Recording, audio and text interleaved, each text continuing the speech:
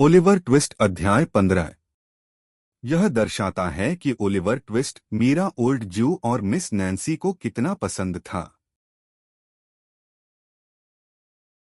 Little saffron हिल के सबसे गंदे हिस्से में एक छोटे से सार्वजनिक घर के अस्पष्ट बैठक खाने में एक अंधेरा और उदास अड्डा, जहां सर्दियों के मौसम में पूरे दिन एक जलती हुई गैस की बत्ती जलती रहती थी और जहां गर्मियों में कभी सूरज की किरण नहीं चमकती थी, वहां एक छोटा सा पीतल का पैमाना और एक छोटा गिलास जो शराब की गंध से भरपूर था, पर विचार करता हुआ एक आदमी बैठा था जिसने मखमली कोट, नीरस शॉर्ट्स, हाफ बूट और मोजे पहने हुए थे, जिसे उस धुंधली रोशनी में भी पुलिस का कोई अनुभवी एजेंट मिस्टर विलियम साइक्स के रूप में पहचानने में संकोच नहीं करता। उसके पैरों के पास एक सफेद कोट वाला, लाल आंखों वाला कुत्ता बैठा था जो बारी बारी से अपने मालिक को दोनों आंखों से एक साथ आंख मार रहा था और अपने मुंह के एक तरफ एक बड़े ताजा घाव को चाट रहा था। चुप रहो तुम वार्मिंट, चुप रहो, श्री साइक्स ने अचानक चुप्पी तोड़ते हुए कहा। क्या उनके ध्यान इतने तीव्र थे कि कुत्ते की पलक झपकने से वे विचलित हो गए, या क्या उनकी भावनाएं उनके विचारों से इतनी प्रभावित थीं कि उन्हें शांत करने के लिए एक निर्दोष जानवर को लात मारने से मिलने वाली सभी राहत की आवश्यकता थी? यह तर्क और विचार का विषय है। कारण जो भी रहा हो, इसका प्रभाव कुत्ते पर एक साथ लात और श्राप के रूप में पड़ा। कुत्ते आमतौर पर अपने मालिकों द्वारा उन पर किए गए नुकसान का बदला लेने के लिए तैयार नहीं होते हैं, लेकिन मिस साइक्स के कुत्ते में, जो अपने मालिक के समान ही स्वभाव के दोष रखता था और शायद इस समय चोट के तीव्र एहसास से पीड़ित था, उसने बिना किसी शोर शराबे के तुरंत अपने दांत आधे जूते में गड़ा दिए। दिल खोलकर हिलाने के बाद वह पीछे हट गया, गुर्राता हुआ, एक फॉर्म के नीचे बस उस पीतल के माप से बच गया जिसे मिस साइक्स ने उसके सिर पर फेंका था। तुम ऐसा करोगे? क्या तुम ऐसा करोगे? साइक्स ने कहा, एक हाथ से पोकर को पकड़ते हुए और जानबूझकर दूसरे हाथ से एक बड़ा सा चाकू खोला जिसे उसने अपनी जेब से निकाला। यहाँ आओ, तुम जन्मजात शैतान हो। यहाँ आओ। क्या तुम सुन रहे हो? कुत्ते ने निःसंदेह सुना होगा, क्योंकि श्री साइक्स बहुत ही कर्कश स्वर में बोल रहे थे, लेकिन ऐसा प्रतीत हो रहा था कि उन्हें अपना गला कट जाने पर कोई अकारण आपत्ति है, इसलिए वे वहीं खड़े रहे और पहले से भी अधिक तीव्रता से गुर्राने लगे। साथ ही उन्होंने पोकर के सिरे को अपने दांतों के बीच पकड़ लिया और जंगली जानवर की तरह उसे काटने लगे। इस प्रतिरोध ने श्री साइक्स को और भी अधिक क्रोधित कर दिया। वे घुटनों के बल गिर पड़े और कुत्ते पर बहुत ही उग्रता से हमला करने लगे। कुत्ता दाएं से बाएं और बाएं से दाएं कूदता रहा, झपटता, गुर्राता और भौंकता रहा। आदमी जोर से धक्का देता और गाली देता और मारता और ईशनिंदा करता, और संघर्ष एक या दूसरे के लिए सबसे महत्वपूर्ण बिंदु पर पहुंच रहा था जब अचानक दरवाजा खुला तो कुत्ता बाहर निकल गया, बिल साइक्स को पोकर और क्लैस पचाकू के हाथों में छोड़कर। पुरानी कहावत है कि झगड़े में हमेशा दो पक्ष होने चाहिए। मिस साइक्स कुत्ते की भागीदारी से निराश हो गए। उन्होंने तुरंत झगड़े में अपना हिस्सा नए आने वाले को सौंप दिया। तुम मेरे और मेरे कुत्ते के बीच में क्यों आ रहे हो? साइक्स ने उग्र भाव से कहा। मुझे नहीं पता था, मेरे प्रिय, मुझे नहीं पता था, फेगिन ने विनम्रतापूर्वक उत्तर दिया, क्योंकि यहूदी नया आया था। नहीं पता था, तुम सफेद जिगर वाले चोर, साइक्स ने गुर्राते हुए कहा। क्या तुम शोर नहीं सुन पाए? यहूदी ने उत्तर दिया, इसमें कोई संदेह नहीं है, क्योंकि मैं एक जीवित मनुष्य हूं, बिल। अरे नहीं, तुम कुछ भी नहीं सुनते, तुम नहीं सुनते, साइक्स ने तीखी व्यंग्यात्मक टिप्पणी के साथ कहा। चुपके से अंदर बाहर जाते हो ताकि कोई न सुन सके कि तुम कैसे आते या जाते हो। काश तुम आधे मिनट पहले कुत्ते होते, फेगिंग। क्यों? यहूदी ने मुस्कुराकर पूछा। क्योंकि सरकार आप जैसे लोगों के जीवन की परवाह करती है, जिनके पास कुत्तों का आधा भी साहस नहीं है, इसलिए वह एक आदमी को कुत्ते को अपनी मर्जी से मारने देती है। साइक्स ने बहुत ही भावपूर्ण नजर से चाकू बंद करते हुए जवाब दिया, इसलिए। यहूदी ने अपने हाथ मले और मेज पर बैठकर अपने दोस्त की हंसी मजाक पर हंसने का नाटक किया। हालांकि वह स्पष्ट रूप से बहुत असहज था। मुस्कुराओ, साइक्स ने पोकर को वापस रखते हुए कहा और उसे क्रूर अवमानना के साथ देखा। मुस्कुराओ, हालांकि तुम मुझ पर कभी नहीं हंसोगे जब तक कि यह रात की टोपी के पीछे न हो। मैं तुम्हारे ऊपर ऊपरी हाथ रखता हूँ फेगिन, और धिक्कार है, मैं इसे बनाए रखूंगा। वहां अगर मैं जाता हूँ तो तुम भी जाओ, इसलिए मेरा ख्याल रखना। ठीक है, मेरे प्रिय, यहूदी ने कहा, मैं यह सब जानता हूँ। हमारा एक पारस्परिक हित है, बिल, एक पारस्परिक हित। साइक्स ने कहा, मानो उसे लगा हो कि यहूदी की दिलचस्पी उसकी बजाय ज्यादा है। अच्छा, तुम्हें मुझसे क्या कहना है? यह सब पिघलने वाली भट्टी से सुरक्षित निकल गया है, फेगिन ने उत्तर दिया, और यह तुम्हारा हिस्सा है। यह जितना होना चाहिए था उससे कहीं ज्यादा है, मेरे प्यारे, लेकिन जैसा कि मैं जानता हूं कि तुम अगली बार मेरे लिए एक अच्छा काम करोगी, और उस गैमन को छुपा दो, डाकू ने अधीरता से बीच में ही टोकते हुए कहा। वह कहाँ है? मुझे सौंप दो। हाँ, बिल, मुझे समय दो, यहूदी ने शांतिपूर्वक उत्तर दिया। यह रहा। सब सुरक्षित है। बोलते बोलते उसने अपने सीने से एक पुराना सूती रुमाल निकाला और एक कोने में लगी बड़ी गांठ को खोलते हुए एक छोटा सा भूरे रंग का कागज का पैकेट निकाला। साइक्स ने उसे उससे छीन लिया, जल्दी से उसे खोला और उसमें रखे सोवरेन की गिनती करने लगा।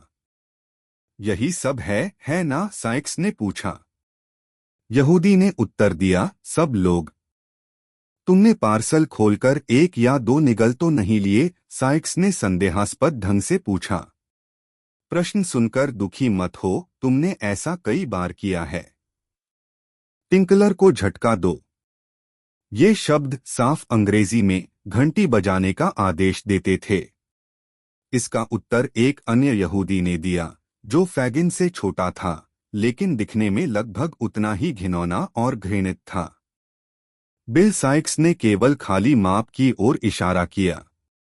यहूदी संकेत को पूरी तरह से समझते हुए उसे भरने के लिए पीछे हट गया। पहले फेगिन के साथ एक उल्लेखनीय नजर का आदान प्रदान किया, जिसने एक पल के लिए अपनी आंखें उठाईं, जैसे कि इसकी उम्मीद कर रहा हो, और जवाब में अपना सिर हिलाया, इतना हल्का कि यह क्रिया किसी चौकस तीसरे व्यक्ति के लिए लगभग अगोचर होती।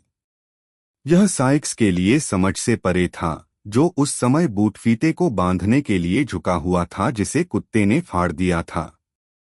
संभवतः अगर उसने संकेतों के संक्षिप्त आदान प्रदान को देखा होता तो उसे लगता कि यह उसके लिए कोई अच्छा संकेत नहीं था। क्या यहाँ कोई है, बार्नी? फेगिन ने पूछा। अब साइक्स देख रहा था, बिना अपनी आंखें जमीन से उठाए। डॉक्टर शॉल, बार्नी ने उत्तर दिया, जिसके शब्द, चाहे वे दिल से आए हों या नहीं, नाक के माध्यम से अपना रास्ता बना रहे थे। कोई नहीं, फेगिन ने आश्चर्य के स्वर में पूछा, जिसका शायद यह मतलब था कि बार्नी सच बोलने के लिए स्वतंत्र था। बिस डैडी के अलावा कोई नहीं, बार्नी ने जवाब दिया। नैन्सी, साइक्स ने चिल्लाकर कहा। कहाँ? अगर मैं उस लड़की को उसकी जन्मजात प्रतिभा के लिए सम्मान न दूं तो मुझे अंधा कर देना, बार्नी ने उत्तर दिया। उसने बार में उबले हुए गोमांस की एक प्लेट मंगवाई है। उसे यहाँ भेजो, साइक्स ने शराब का गिलास उड़ेलते हुए कहा। उसे यहाँ भेजो। बार्नी ने डरते डरते फेगिन की ओर देखा, मानो अनुमति मांग रहा हो। यहूदी चुप रहा और अपनी आंखें जमीन से उठाए बिना वह चला गया और शीघ्र ही वापस लौटा तथा नैन्सी को अंदर ले आया, जो बोनट, एप्रन, टोकरी और सड़क के दरवाजे की चाबी से सुसज्जित थी। क्या तुम खुशबूदार हो? नैन्सी साइक्स ने गिलास आगे बढ़ाते हुए पूछा। हाँ, मैं हूँ, बिल, युवती ने जवाब दिया और बर्तनों को फेंक दिया। और मैं भी इससे काफी थक चुकी हूँ। छोटा बच्चा बीमार है और पालने में बंद है। और नैन्सी, प्रिय, फेगिन ने ऊपर देखते हुए कहा। अब यहूदी की लाल भौहों का अजीबोगरीब सिकुड़ना और उसकी गहरी गहरी आंखों का आधा बंद होना मिस नैन्सी को यह चेतावनी देता है कि वह बहुत ज्यादा बातूनी हो गई है। यह ज्यादा महत्वपूर्ण बात नहीं है। यहाँ हमें सिर्फ तथ्य पर ध्यान देने की जरूरत है। और तथ्य यह है कि उसने अचानक खुद को संभाला और मिस साइक्स पर कई शालीन मुस्कुराहटों के साथ बातचीत को दूसरी बातों की ओर मोड़ दिया। लगभग 10 मिनट के समय में मिस फेगिन को खांसी का दौरा पड़ा, जिस पर नैन्सी ने अपने कंधों पर अपना शॉल खींचा और कहा कि अब जाने का समय हो गया है। मिस साइक्स ने पाया कि वह खुद उसके रास्ते से कुछ ही दूरी पर चल रहा था। उसने उसके साथ जाने का इरादा जताया। वे साथ साथ चले गए। थोड़ी दूरी पर कुत्ता उनके पीछे था, जो अपने मालिक के नज़र से ओझल होते ही पिछवाड़े से बाहर निकल गया। जब साइक्स कमरे के दरवाजे से बाहर निकल गया तो यहूदी ने अपना सिर बाहर निकाला। जब साइक्स अंधेरे गलियारे से आगे बढ़ रहा था तो उसने उसकी ओर देखा, अपनी बंद मुट्ठी हिलाई, एक गहरा श्राप बुदबुदाया और फिर एक भयानक मुस्कान के साथ मेज पर बैठ गया, जहां वह जल्द ही ह्यूएंडक्राई के दिलचस्प पन्नों में गहराई से डूब गया। इस बीच ओलिवर ट्विस्ट को यह बिल्कुल भी अंदाजा नहीं था कि वह उस खुशमिजाज बूढ़े सज्जन से बहुत कम दूरी पर था। वह किताबों की दुकान की ओर जा रहा था। जब वह क्लर्कनवेल में पहुंचा तो वह गलती से एक गली में मुड़ गया जो उसके रास्ते में नहीं थी, लेकिन जब तक वह आधी गली में नहीं पहुंच गया तब तक उसे अपनी गलती का एहसास नहीं हुआ। और यह जानते हुए कि यह सही दिशा में ले जाएगी, उसने वापस मुड़ना उचित नहीं समझा और इसलिए वह किताबों को अपनी बाहों में दबाए हुए जितनी जल्दी हो सके आगे बढ़ गया। वह यह सोचते हुए आगे बढ़ रहा था कि उसे कितना खुश और संतुष्ट महसूस करना चाहिए और वह बेचारे छोटे डिक को सिर्फ एक नज़र देखने के लिए कितना कुछ दे सकता था, जो भूखा और पीटा हुआ था। शायद उसी पल फूट फूट कर रो रहा होगा जब वह एक युवती के बहुत जोर से चिल्लाने से चौंक गया।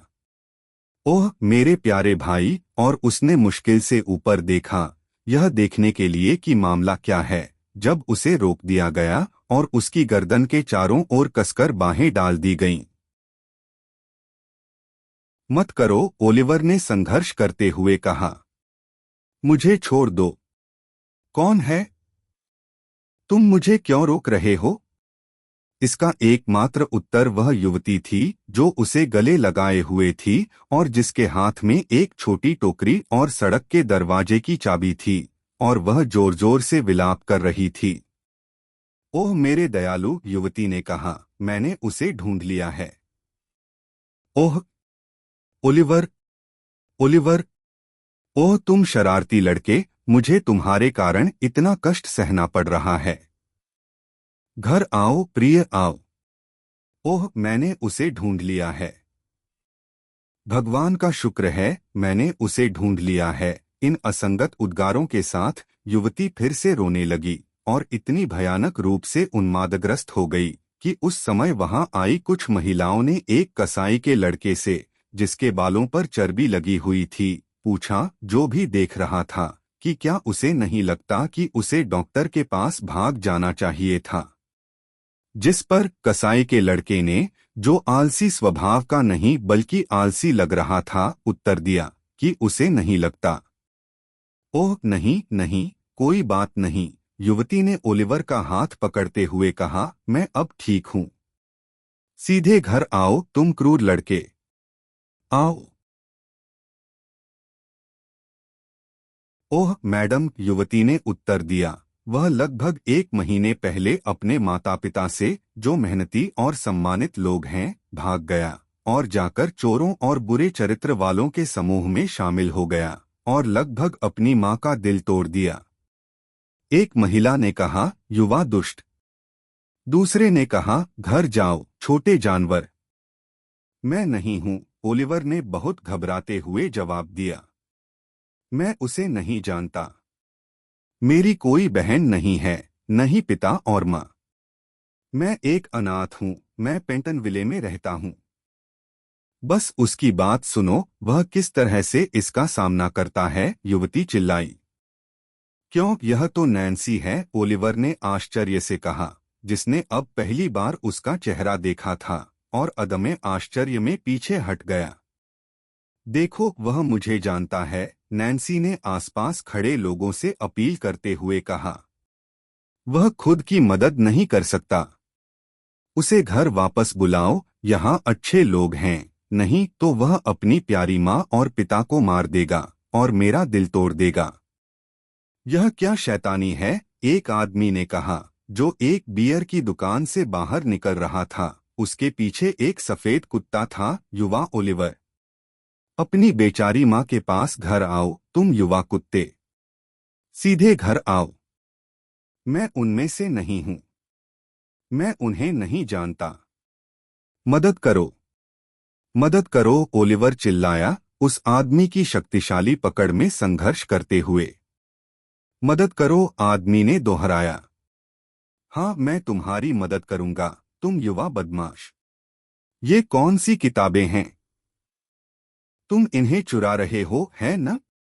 इन्हें यहाँ दो। इन शब्दों के साथ आदमी ने उसके हाथ से किताबें छीन लीं और उसके सिर पर वार किया। यह सही है, एक दर्शक ने अटारी की खिड़की से चिल्लाकर कहा।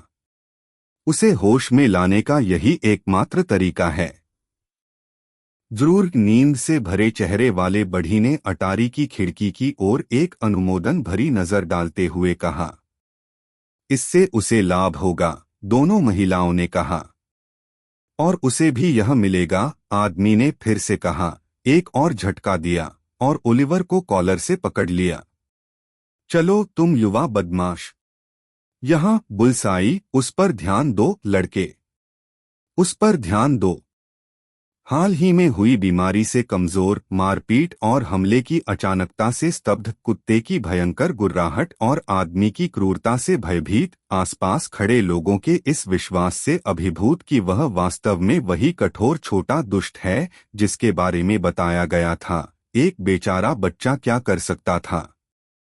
अंधेरा छा गया था। यह एक नीचा इलाका था। कोई मदद पास में नहीं थी। प्रतिरोध बेकार था।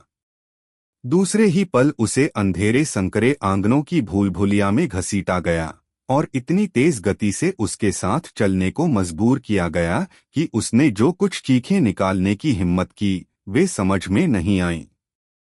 यह वास्तव में बहुत मायने नहीं रखता था कि वे समझ में आती हैं या नहीं, क्योंकि अगर वे इतनी स्पष्ट होती तो उनकी देखभाल करने वाला कोई नहीं था। गैस लैंप जल रहे थे। श्रीमती बेडविन खुले दरवाजे पर उत्सुकता से प्रतीक्षा कर रही थीं। नौकर ओलिवर का कोई पता लगाने के लिए 20 बार सड़क पर दौड़ चुका था और फिर भी दोनों बूढ़े सज्जन अंधेरे कमरे में घड़ी को अपने बीच में रखकर दृढ़ता से बैठे थे।